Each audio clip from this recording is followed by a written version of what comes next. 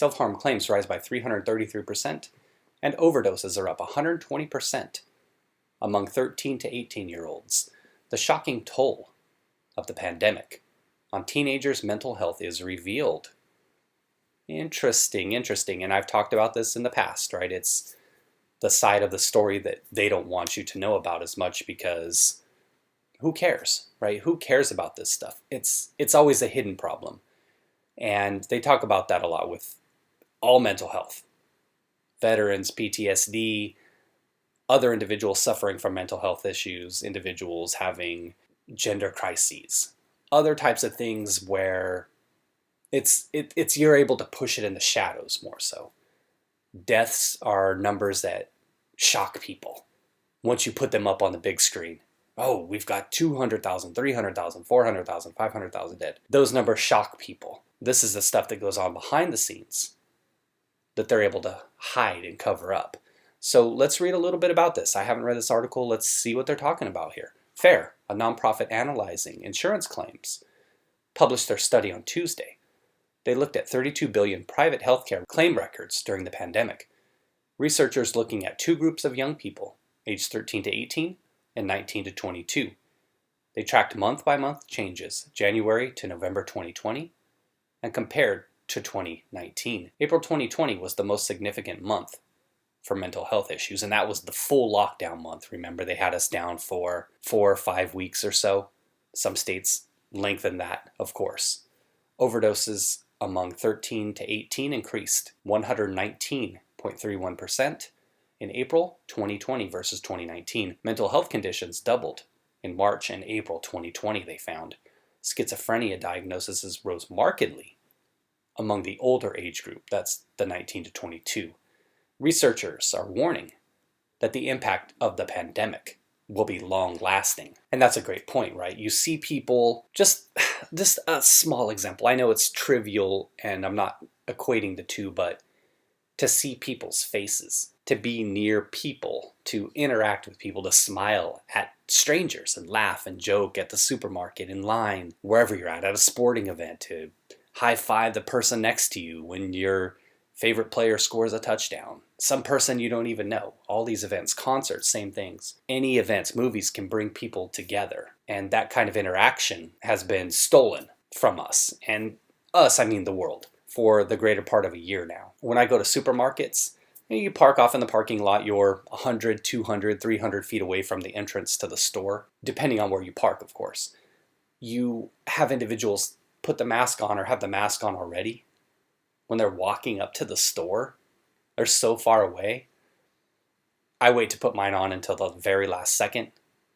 I want people to see my face. Not that it's a great face or anything. I got issues, baby. I got wrinkles. For me, it's just a matter of, it's all I can do. The man has his boot on my neck just like he does yours. But I'm surprised out there because I'm pretty much the only one who even does that. That's not even trying to fight back against the system. It's just I choose not to put mine on until right before I get to the store. I smile at people. I say hi to people if they're looking at me. Still let them know that there's a human face out there, even if it's not the greatest looking thing. Most people, they're masked up. They keep the mask on until they get out to their car. I watch them. Right when I come out of the store, it's off. Right when I come out of the post office, wherever I'm at, it's off. Teenagers and young adults have had their mental health battered by the CV problem, according to a vast study of medical records and insurance claims nationwide. FAIR, a nonprofit organization which describes itself as being dedicated to bringing transparency to healthcare costs and health insurance information, released the findings of their report into mental health on Tuesday. They studied 22 billion private record claims, which we heard about above, and then they looked at the age groups, compared 2020 to 2019, says they found startling results. I wonder what would happen if they looked at elderly age groups as well. They just stopped at 22. What if they went 23 to 30, examined each group, 30 to 40, etc., etc.? I wonder what those age groups would look like in terms of percentage changes. I'd be willing to guess that there's been a huge bump as well. I'd be willing to go out on a limb and say that probably the change isn't as drastic. They're talking about 100+% increase in terms of overdoses at those younger age groups. I'd be willing to bet that older age groups, that number would maybe go down until maybe you hit the elderly, like 60, 70, 80-year-olds, where those people in those older age groups may have had a lifestyle where there weren't many people in it anyway. But you can think about it both ways. I will take a jab at the younger people and say that that's because we become tougher as we age. We become more cynical. But that's not trying to slight what's happening. It's just once you have more world experience and you deal with more things, you kind of toughen up in a way to the world's BS. And this is just another form of BS that's thrown at us. Granted, none of us saw this coming. At the start of 2020, we were cruising. None of us could have foresaw what would have happened these past 11, 12 months or so. So it's just life's experiences, right? It's the things you go through that harden you, the BS that the world throws at you. So if you're somebody out there who's young watching this video and you have had these issues or haven't, I would just say that things get better. Trust me, I'm no therapist or whatever, but things get better in the sense that you harden. I don't want to say toughen up like you're weak, but you harden because of the BS that'll be thrown at you. It gets better. It gets better because more and more BS is thrown at you. It gets worse, which makes it better. Infection-related fears, bereavement, economic instability, and social isolation have triggered and exacerbated mental health issues. They wrote in their white paper, this is the results of their study. Young people have proven especially vulnerable to mental health issues related to the 19 pandemic. School closures, having to learn remotely, and isolating from their friends due to social distancing have been sources of stress and loneliness. And you know what? Those are all fair points. Their experiences at that age definitely are different from somebody like mine and yours if you're a little bit older. The importance of interactions and close connections amongst friends, I would say, is vital. But think about this. The best friends, perhaps, that you ever would have had, or think about your fondest memories throughout your lifetime. I would think a lot of us would say that was our time spent in high school. You're with the same cohort, the same group of individuals. And if you're from a smaller town, like me, you may have had the same group of individuals that you knew all the way from kindergarten, through middle school, all the way up through high school. And then going to college in the same geographical region that I grew up in, I would see individuals from my high school at that college as well. So think about your time in high school and your time in college in terms of making those connections. And some of those could be lifelong connections. A lot of my best friends are people still to this day that I knew from high school. Not so much college. I think it's a little bit more difficult to make connections in that regard because you're not as tight-knit. You're not all going through the same kind of courses. It's a lot bigger world out there that opens up in college. But think about your time in high school. Just think about those individuals and those connections, those friends that you made during that time. And from that regard, I would say put yourself in the shoes of those young people. I can get it. I certainly get it. Had I been cut off from that, I'm sure that would have impacted me just like it's impacted them. Women were disproportionately affected, they found. In August, females accounted for 84% of the self-harm cases. There were also significant geographical ranges. In the Northeast, there was a 333% increase in self-harm cases in August among 13 to 18-year-olds. April and November also saw spikes in the region.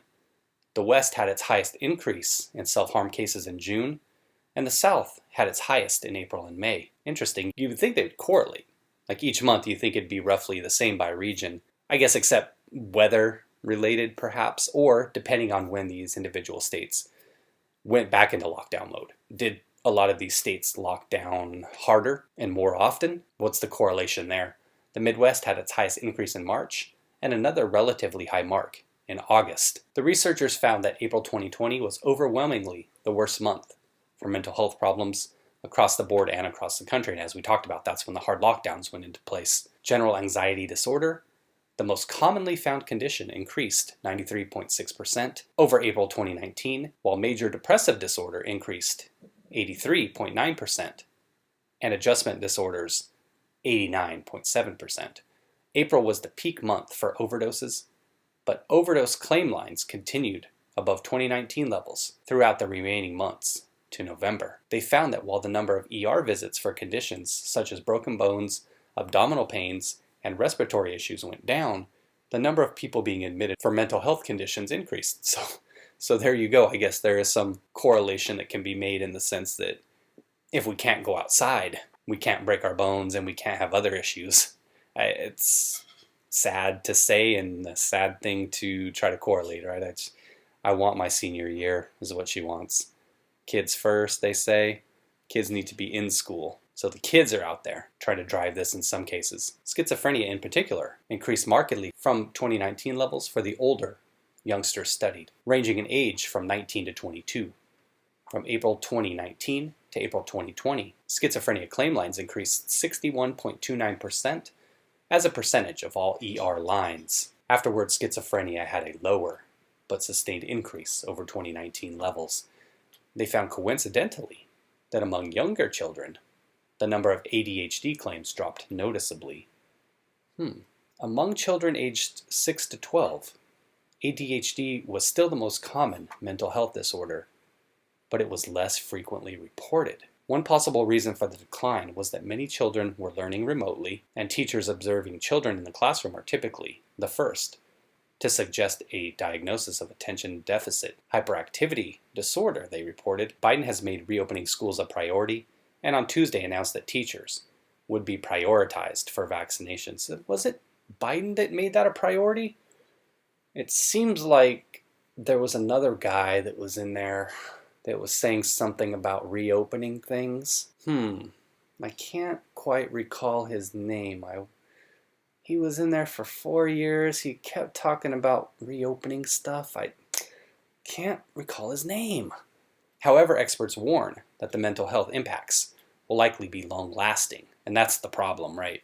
Some children will require long-term treatment, Axios reported, something the U.S. system has historically been bad at. They give the number here for the suicide hotline. Yeah, that's going to be something. They're going to be studying this for a long time. The long-term ramifications of this. Social media is to blame. All of this so Democrats and their business partner China could regain control in America and return power to the globalists. Bomb China today? Enough war. Ban China from global trade, isolate them economically, blah, blah, blah. Fear-mongering media and politicians can take their share of the blame, and they won't. Well, as Obama used to say, bumps in the road. When you beg for government oppression, then don't be surprised when government oppression is what you get. Not the pandemic taking its toll, but the government's totalitarian response. Lockdowns, no in-person schooling, no freedom. Someone says, here, I blame women who took antidepressants while pregnant for this generation. If you really think any of that crap is safe while pregnant, you're a dunce. We barely even know how they work and tell women they are okay when pregnant. All right, we'll cut it off there, everybody.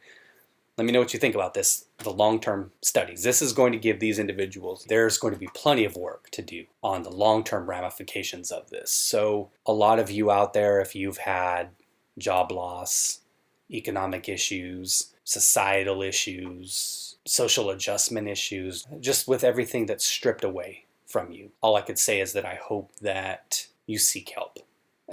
It's nothing. It doesn't mean anything coming from me. It's no condolence.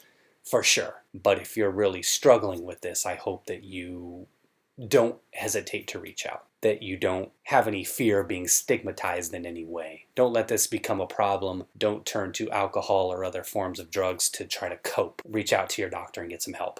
That's all I would hope for you if you're struggling with this. If you're struggling with some of these issues that have been forced upon you. It's not your fault. You didn't do this. You didn't ask for this. None of us did.